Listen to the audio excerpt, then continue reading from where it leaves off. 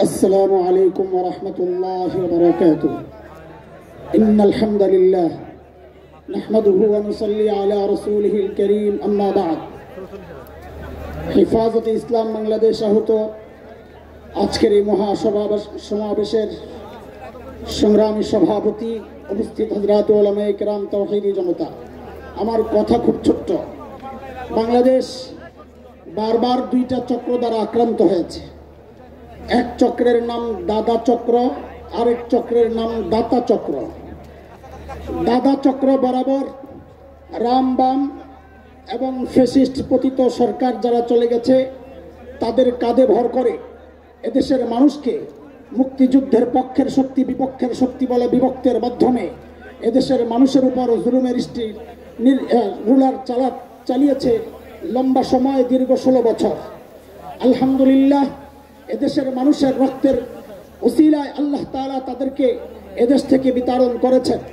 যদিও মাঝে মধ্যে হুমকি পাই আশেপাশে আছে চট করে ঢুকে যাবে আমরা তাদের উদ্দেশ্যে স্পষ্ট পয়গাম দিতে চাই আল্লাহর কসম শাপলার গণহত্যায় 21-এর গণহত্যায় জুলাই আগস্টের বিপ্লবের গণহত্যায় যেই সমস্ত সন্তান শহীদ হয়েছে উলামায়ে কেরাম শহীদ হয়েছে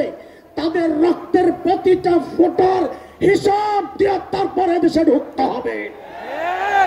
আরেকটা চক্র বরাবর এদেশের মানুষের উপর এদেশের মানুষকে নিয়ে স্বাধীনতা সার্বভৌমত্ব নিয়ে খেলেছে তারা হচ্ছে দাতা চক্র তারা এনজিওদের কাঁধে ভর দিয়ে এদেশের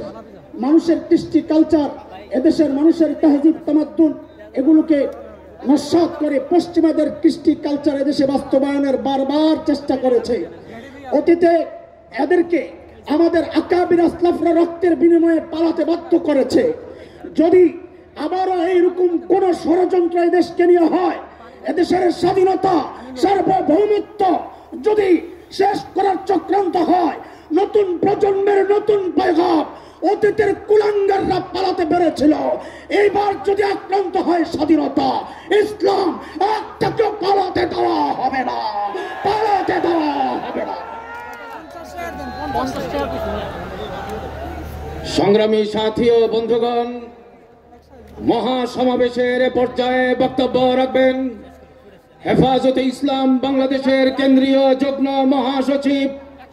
কারা নির্যাতিত মজলুম আলিম দ্বীন সুলতানুল ওয়াইজিন হযরত